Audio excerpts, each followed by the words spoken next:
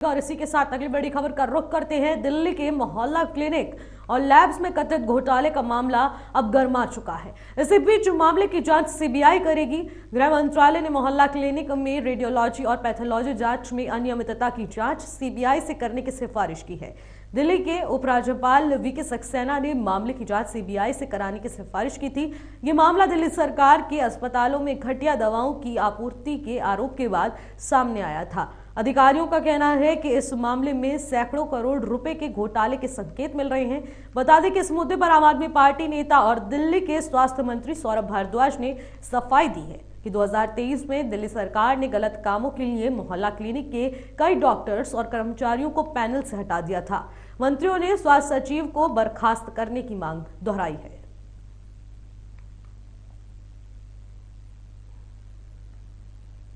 और इसी खबर पर अधिक जानकारी के लिए हमारे संवाददाता नागेंद्र भाटिया हमारे साथ सीधे लाइव जुड़ चुके हैं। नागेंद्र, दवा घोटाले में और मोहल्ला क्लिनिक का जो एक मामला था वो गर्मा चुका है, उसमें सीबीआई जांच की मांग लगातार की जा रही थी। तो अब सीबीआई जांच जब की जाएगी तो उसमें क्या कुछ बदलाव देखने को मिलेंगे, क्या क्या बड़े खुलासे हो सकते हैं, क्योंकि ये बहुत बड़ा मामला है और इससे जुड़े कई और कनेक्शंस निकलकर सामने आ सकते हैं।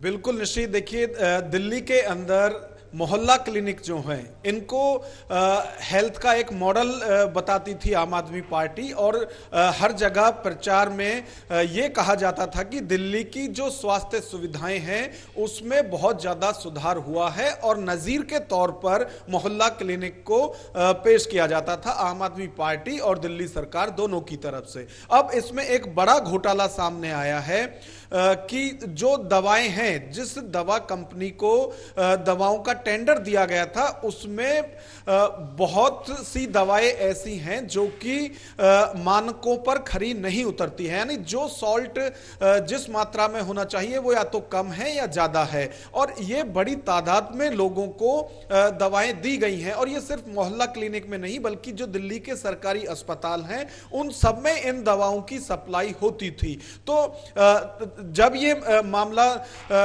एलजी तक पहुंचा और उसमें ये बताया गया था कि एक ना सिर्फ ये घोटाला है बल्कि जो दिल्ली वाले हैं उनके स्वास्थ्य के साथ भी खिलवाड़ है, उनकी जान के साथ भी खिलवाड़ है, क्योंकि आप जो दवाएं मरीज को दे रहे हो उसको किसी पर्टिकुलर बीमारी को सही करने के लिए, लेकिन वो सही तो करेगी ही नहीं क्योंकि वो दवाई पूरी तरह से खुद ही सही नहीं है, तो उसके साइड इफेक्ट्स और हो सकते हैं जिससे कि लोगों को जान की दिक्कत भी हो सकती है। इस मामले को गंभीरता से लेते हुए एलजी की तरफ से सीबीआई जांच के आदेश दिए गए थे और अब जो सीबीआई जांच है वो शुरू हो गई है। तो अब देखिए कि जांच में क्या क्या इसमें निकलता है। हालांकि हमेशा की तरह से दिल्ली सरकार ने इससे भी अपना पल्ला झाड़ा है, क्योंकि जो भी पोस्टिंग होती है दिल्ली के अंदर अधिकारियों की उसमें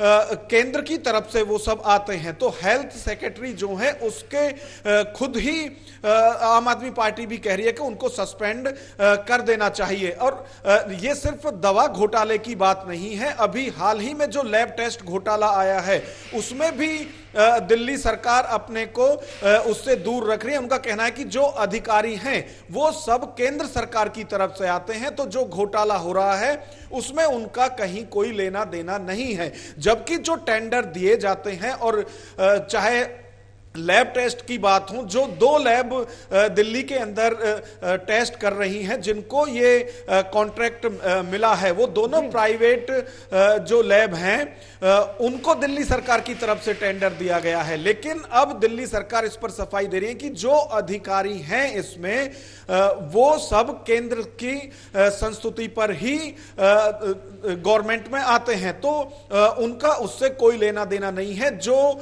घोटाला हुआ है वो भी केंद्र सरकार का है और जो जांच होगी वो भी केंद्र सरकार का होगा। तो जो भी जांच हो रही है या वो सब केंद्र सरकार अपनी ही जांच करा रही है। तो यहां भी आम आदमी पार्टी या दिल्ली सरकार अपना बचाव करते हुए दिख रही है, लेकिन दोनों ही जगह मुश्किलें बढ़ सकती हैं दिल्ली सरकार की।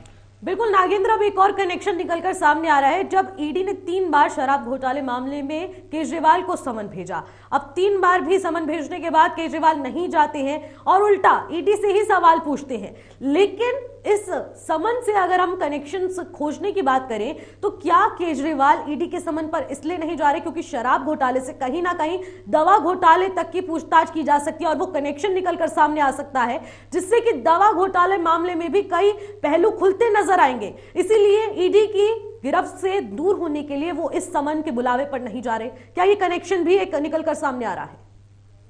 देखिए निशी, अभी सीबीआई जांच शुरू हुई है। अब जांच में क्या क्या निकल कर आता है, कौन कौन अधिकारी इसमें फंसते हुए दिखते हैं और जो अधिकारी हैं उनके कॉन्ट्रैक्ट मिनिस्टर से किस तरह से थे, वो मंत्री के साथ किस तरह से इसमें हैं, तो अभी तो जांच शुरू हुई है। अब इसमें संलिप्तता किस किस की है, सरकार की है, जो अधिकारी हैं उनकी है, ये सब जांच के बाद ही साफ होगा और निश्चित तौर पर कार्रवाई के जो आदेश दिए गए हैं वो होगी, चाहे वो दिल्ली सरकार के मंत्री हो या फिर जो स्वास्थ्य अधिकारी हैं वो हो। तो पहले अभी जांच शुरू हुई है, जांच हो जाने दो, उसके बाद साफ होगा कि इसमें कौन कौन दोषी हैं। बिल्कुल, बहुत बहुत शुक्रिया नागेंद्र, तमाम जानकारी के लिए। इस खबर पर अपनी नजर बनाए रखिएगा।